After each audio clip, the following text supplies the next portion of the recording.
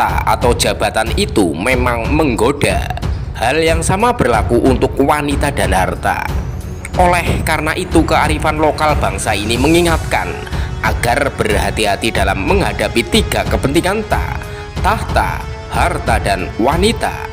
Jika Anda melakukan kesalahan, itu bisa mengakibatkan kontroversi yang memalukan. Gagasan lain adalah bahwa kekuasaan melanggengkan kekuasaan dalam politik. Tahta terus tumbuh dan berkembang, singgasana yang mirip candu itu seringkali ingin dipanjangkan, diperluas, dan diperbesar. Kalau bisa, kami akan tetap memegang kendali selamanya, naik ke posisi presiden, gubernur, bupati, wali kota, dan kepala desa. Batasan jangka waktu tidak diperlukan, periodisasi juga tidak diperlukan.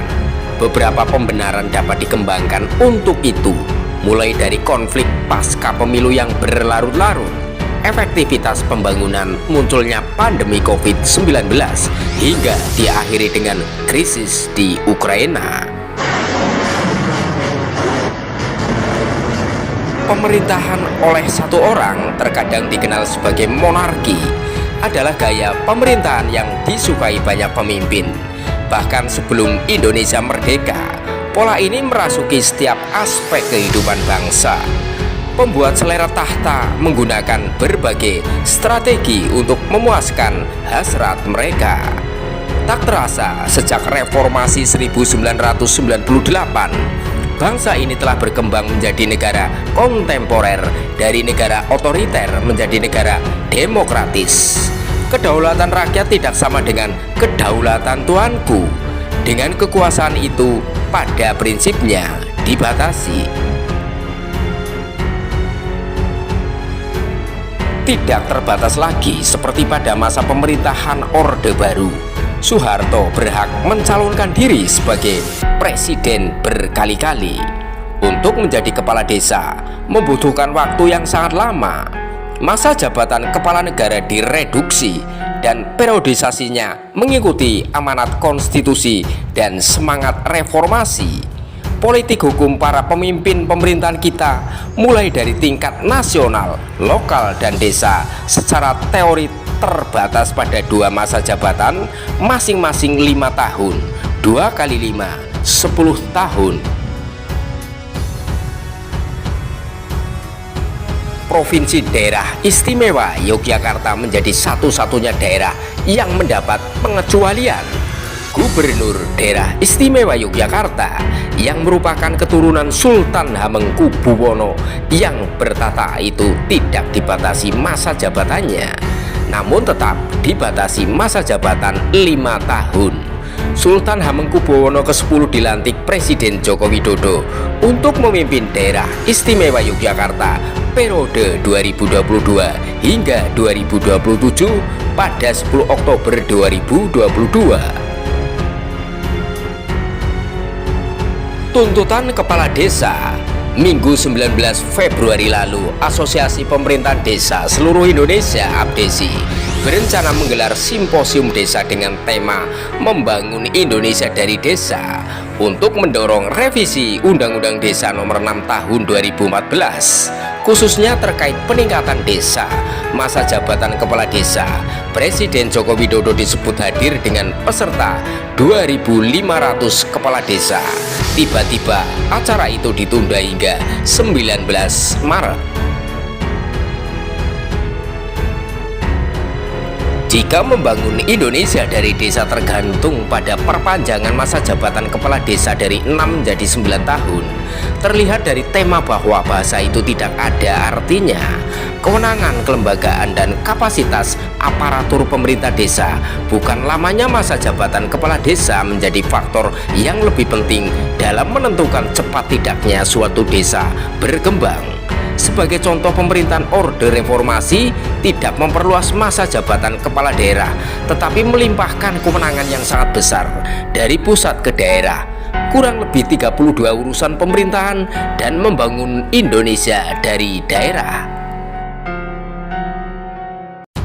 Tuntutan para kepala desa termasuk meminta wakil rakyat untuk memperpanjang masa jabatannya dari 6 menjadi 9 tahun tanpa jeda disuarakan akhir Januari lalu melalui unjuk rasa di depan gedung DPR. Undang-Undang Desa Nomor 6 Tahun 2014 yang disahkan oleh Presiden Susilo Bambang Yudhoyono menjabat memuat undang-undang saat ini tentang masa jabatan, yaitu 6 tahun 3 periode 18 tahun. Menurut sejarah, masa jabatan kepala desa adalah 8 tahun dan ia dapat menjabat hingga 2 periode berdasarkan Undang-Undang Pemerintahan Desa era Soeharto Nomor 5 Tahun 1979, 16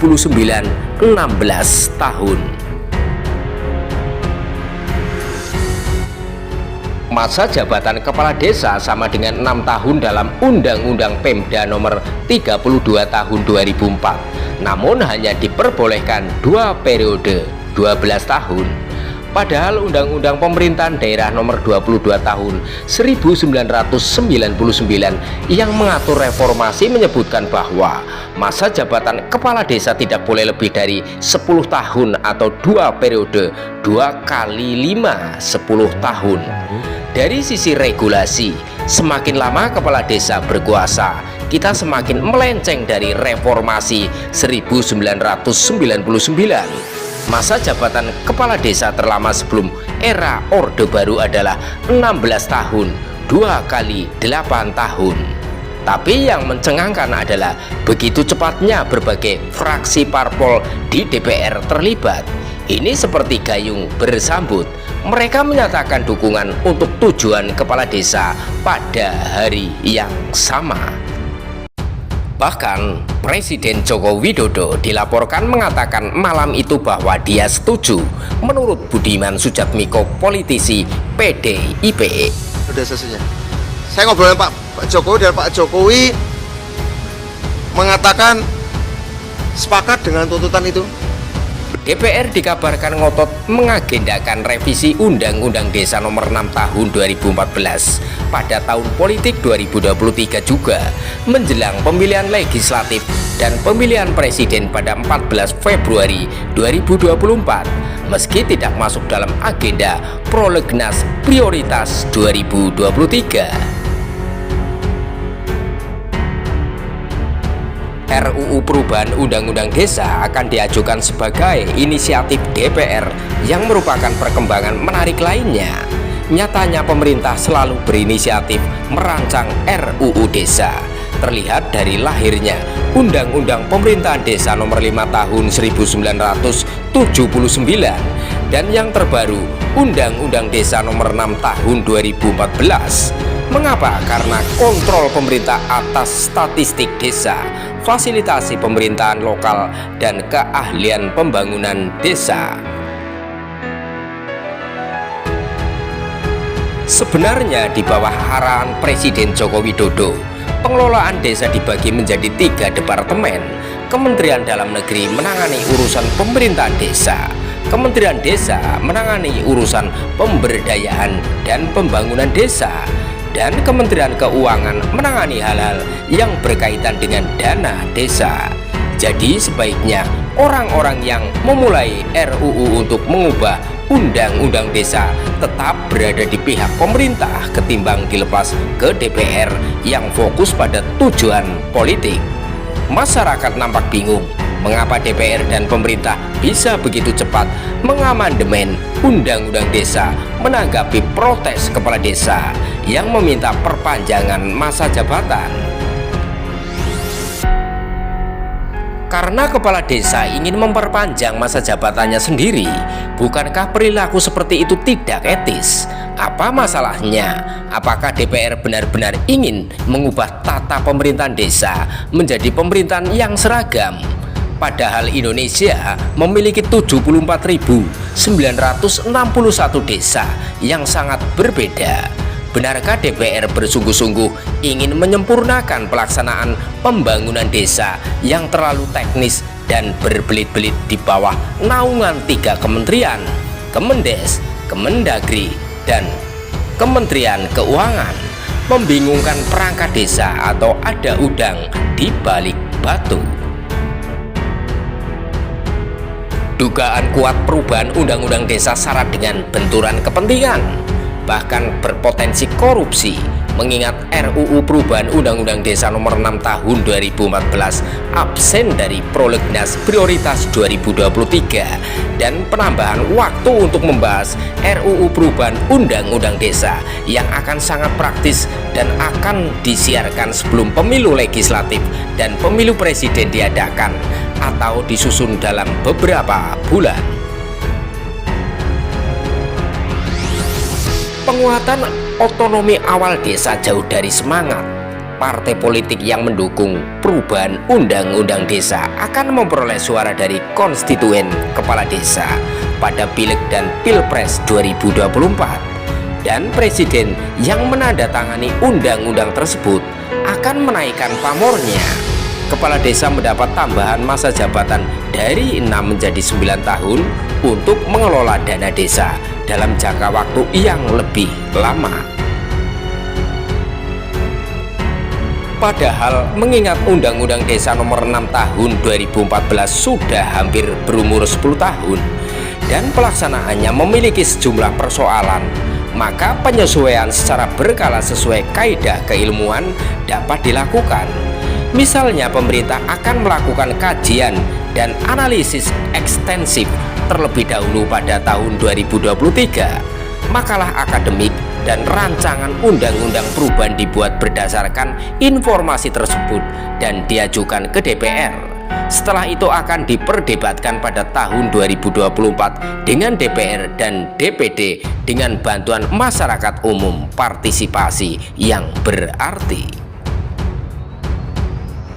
Toh masa jabatan anggota DPR baru akan berakhir 1 Oktober 2024. Bila belum selesai, DPR baru hasil pemilu 2024 dapat melanjutkan pembahasannya.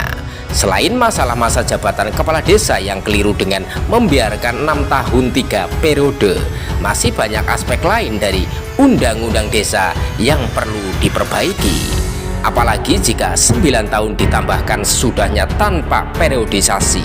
Sedikitnya ada 7 hal penting yang dapat ditarik dari pekerjaan kita. Pertama, pemerintah daerah, hak tradisional dan hak leluhur masih dalam masa pertumbuhan. Belum banyak pendelegasian kekuasaan dari pemerintah yang lebih tinggi dan tidak jelas siapa yang memiliki kekuasaan apa di tingkat desa. Kedua, kelembagaan di desa.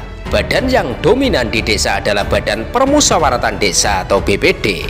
Tujuan BPD adalah untuk menurunkan keterlibatan lembaga adat lainnya. BPD mendapatkan kompensasi bulanan yang tidak berdasarkan kinerja dan keikutsertaannya dalam keuangan desa tidak efektif. Ketiga, perangkat desa. Beberapa perangkat desa termasuk kepala desa terlibat dalam kasus korupsi dan praktik perekrutan yang mengabaikan adat dan keterampilan setempat juga disalahkan. Keempat, keuangan daerah. Tidak jelas berapa dana yang dialokasikan APBN. Tidak ada rencana untuk mengalokasikan dana khusus untuk desa. Dukungan anggaran di tingkat provinsi dan kabupaten atau kota tidak selalu mudah. Kelima, memilih kepala desa. Pemilihan dilaksanakan tanpa memperhatikan adat dan tradisi daerah. Menguras APBD kabupaten atau kota dengan pilkades serentak itu mahal. Sebenarnya politik uang dan perjudian berlebihan langsung merajalela di pilkades. Keenam, sedikitnya keterlibatan masyarakat dalam menyusun peraturan desa dan sedikitnya kewenangan yang diberikan kepada perangkat desa untuk melakukannya. Ketujuh, hakim perdamaian desa. Konsep hakim perdamaian desa saat ini belum tercakup dalam Undang-Undang Desa. Padahal dalam rangka pelaksanaan restoratif justice seperti perkara tindak pidana ringan, orang mencuri kayu bakar atau buah-buahan atau ternak, kehadiran lembaga itu suatu kebutuhan agar tak membludak perkara di pengadilan serta hidupnya tradisi penyelesaian secara adat setempat. Ini diperlukan untuk menegakkan cara hidup tradisional sesuai kebiasaan lama dan untuk mencegah halangan kasus selama prosedur. Untuk menyelesaikan kontroversi dan menyempurnakan undang-undang desa secara lebih efektif, pemerintah dan DPR harus berjalan dengan cara yang diharapkan dan pada tahapan yang tepat, daripada bertindak aneh-aneh untuk menghasilkan keuntungan menjelang pemilu 2024.